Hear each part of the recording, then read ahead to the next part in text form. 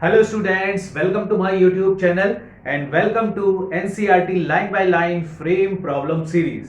तो बेटा इस सीरीज में हम लोग पढ़ रहे हैं कि NCERT 11th और 12th की लाइन बाय लाइन से जितने भी अच्छे अच्छे क्वेश्चंस फ्रेम हो सकते हैं उन सब का डिस्कशन कर रहे हैं। तो बेटा लास्ट सेशन में हम लोगों ने अपना लास्ट सेशन कंप्लीट किया था मोशन इन स्ट्रेट लाइन का। आज हम लोग स्टार्ट करेंगे अपना नया chapter that is motion in a plane.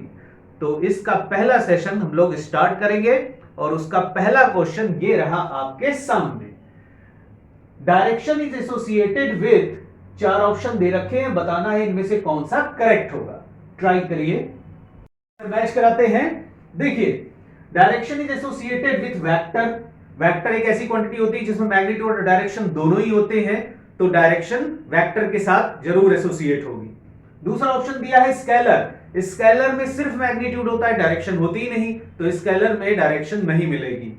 तीसरा दे रखा है बोथ वेक्टर्स एंड स्केलर, तो वेक्टर के साथ तो डायरेक्शन एसोसिएटेड होती है लेकिन स्केलर के साथ नहीं होती, इसलिए थर्ड वाला ऑप्शन इनकरेक्ट हो जाएगा। और चौथा दिया है नन ऑफ दीज, तो ऐसा तो है नहीं, एक ऑप्शन करेक्ट है, पहला वाला ऑप्शन करेक्ट है, वेक्टर इसके साथ डायरेक्शन एसोसिएटेड होती है। आते हैं क्वेश्चन नंबर सेकंड पर। दिया है मैग्नीट्यूड इज एसोसिएटेड विथ, चार ऑप्शन दे रखे हैं, बताना है कौन सा इसमें करेक्ट होगा। आई होप आपने क्वेश्चन को सॉल्व कर लिया होगा। तो देखिए मैग्नीट्यूड किसके साथ एसोसिएटेड होता है, अगर वेक्टर क्वांटिटी है तो मैग्नीट्यूड और डायरेक्शन दोनों होते हैं, स्केलर क्वांटिटी है तो सिर्फ मैग्नीट्यूड होता है, तो इसका मतलब मैग्नीट्यूड वेक्टर और स्केलर दोनों के साथ ही एसोसिएटेड होता है।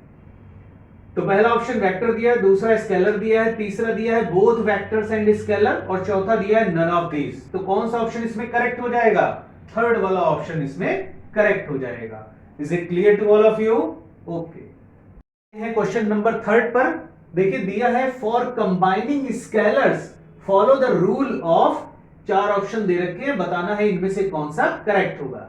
ट्राई करिए, आई होप आपने क्वेश्चन को सॉल्व कर लिया होगा। देखिए जो स्केलर्स को हम लोग कंबाइन करते हैं तो ये ऑर्डिनरी अलजेब्रा रूल को फॉलो करती हैं। जैसे मान लीजिए कहीं पर 2 kg का मास रखा हुआ है और वहां पर 5 kg मास और रख दिया गया, तो टोटल मास कितना हो जाएगा, 7 kg हो जाएगा, 5 + 2 ऐड हो जाएगा, यानी सिंपल रूल ऑफ अलजेब्रा को हम फॉलो करते हैं। इसी तरीके से जैसे मान लीजिए कहीं डिस्टेंस दे रखी है 2 मीटर और वहां पर 3 मीटर डिस्टेंस और ऐड कर दी जाती है उसमें, तो टोटल डिस्टेंस हो जाएगी 5 मीटर। ठीक है, तो इस तरीके से हम ऐड कर सकते हैं स्केलर क्वांटिटीज को। लेकिन बस एक बात आपको ध्यान रखनी है कि सेम टाइप की स्केलर क्वांटिटीज ही इस रूल से ऐड होती हैं। कहीं ऐसा ना करें आप कि मास 1 kg दे रखा है और उसमें डिस्टेंस 2 मीटर ऐड करें, तो ये ऐड नहीं होगा, सेम टाइप की क्वांटिटी ही ऐड या सब्ट्रैक्ट होती है। Is it clear to all of you? तो इसमें कौन सा ऑप्शन सही हो जाएगा, थर्ड वाला ऑप्शन करेक्ट हो जाएगा। स्केलर्स को जब हम कंबाइन करते हैं तो ऑर्डिनरी अलजेब्रा रूल को वो फॉलो करते हैं। तो बेटा अब आते हैं क्वेश्चन नंबर 4 पर। For combining vectors follow the rules of, चार ऑप्शन दे रखे हैं, बताना है कौन सा करेक्ट होगा। ट्राई करिए। देखिए किन्हीं भी दो वेक्टर्स को जब हम ऐड करते हैं तो अब ऑर्डिनरी अलजेब्रा रूल का फॉलो नहीं करते हैं, उनको ऐड करने के लिए हम ट्राइंगल लॉ को या फिर पैरेललोग्राम लॉ को फॉलो करते हैं। तो यहां पर फर्स्ट वाला ऑप्शन सेकंड वाला ऑप्शन दोनों ही करेक्ट होने वाले हैं, तो इसका मतलब फिर फोर्थ वाला ऑप्शन करेक्ट हो जाएगा जिसमें दिया है both 1 and 2। Is it clear to all of you? Okay okay बेटा अब आते हैं क्वेश्चन नंबर 5 पर। देखिए इसमें पूछ रहे हैं find the scalars in the following, चार ऑप्शन दे रखते हैं, बताना है इनमें से कौन सा करेक्ट होगा। ट्राई कीजिए, आंसर मैच करा लिया होगा आपने। तो स्केलर्स फाइंड आउट करना है इन चार ऑप्शन में। पहला देखिए दे रखा है डिस्प्लेसमेंट। डिस्प्लेसमेंट एक वेक्टर क्वांटिटी होती है और इसकी डायरेक्शन इनिशियल पॉइंट से फाइनल पॉइंट की तरफ होती है। सेकंड दे रखा है टेम्परेचर। टेम्परेचर जो है वो एक स्केलर क्वांटिटी है। ठीक है, टेम्परेचर डिग्री में दे रखा होगा, फॉरेनहाइट में दे रखा होगा, केल्विन में दे रखा होगा, इन स्केल्स में दे रखा होगा। लेकिन कभी आपने ऐसा नहीं सुना होगा कि 10 डिग्री का टेम्परेचर ईस्ट की डायरेक्शन में है या 20 डिग्री का टेम्परेचर अपवर्ड डायरेक्शन में है, ऐसा कभी नहीं सुना होगा। तो इसलिए टेम्परेचर जो है वो एक स्केलर क्वांटिटी है। तीसरा है फोर्स। फोर्स वेक्टर क्वांटिटी है, इसमें मैग्नीट्यूड प्लस डायरेक्शन दोनों ही होते हैं।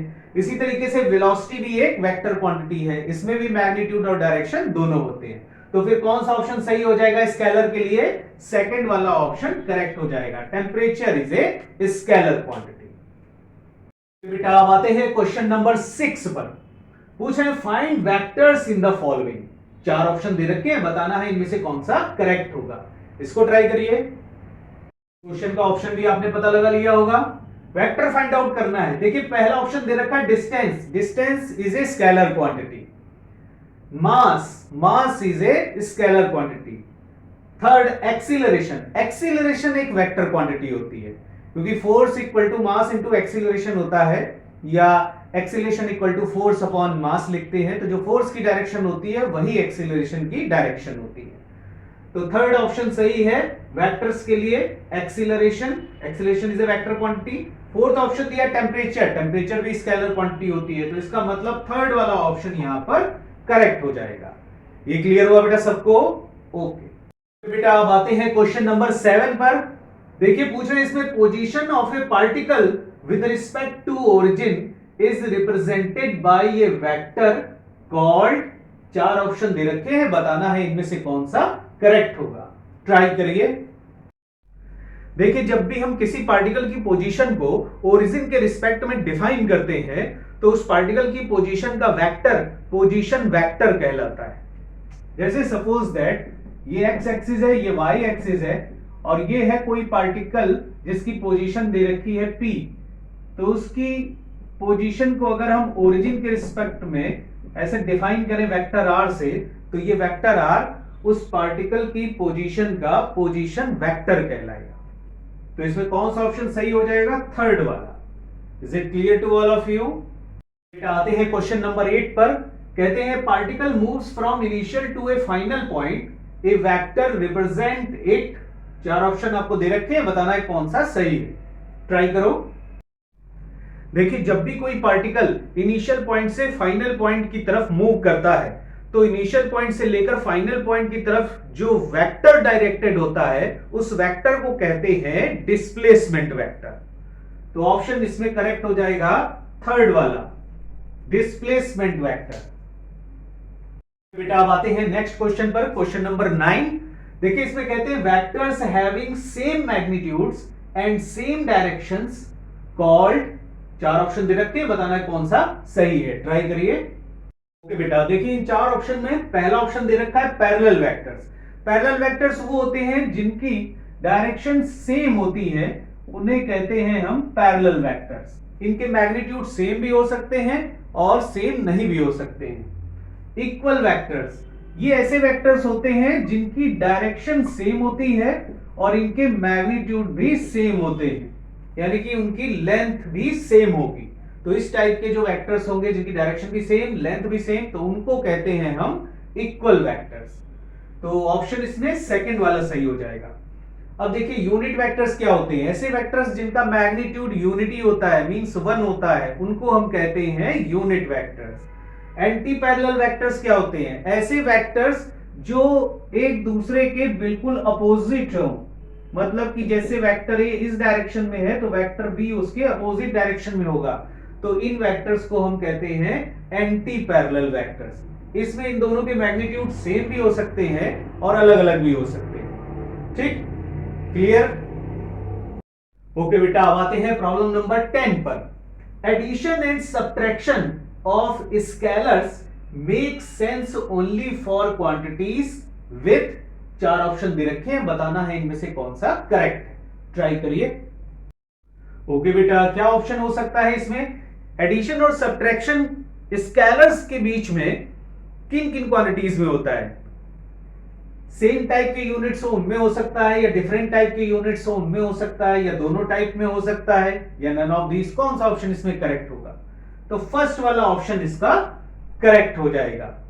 सेम टाइप की जो क्वांटिटीज होती हैं उनमें एडिशन और सब्ट्रैक्शन का सेंस बनता है। जैसे कि मास में मास ऐड होगा, है ना, डिस्टेंस में डिस्टेंस ऐड होगी। ऐसा नहीं कर सकते हम मास में डिस्टेंस को ऐड कर दें, जबकि है दोनों स्केलर क्वांटिटीज, लेकिन हम ऐसा नहीं कर सकते क्योंकि दोनों के यूनिट जो है वो डिफरेंट हैं, तो इसलिए उनका एडिशन पॉसिबल नहीं होगा।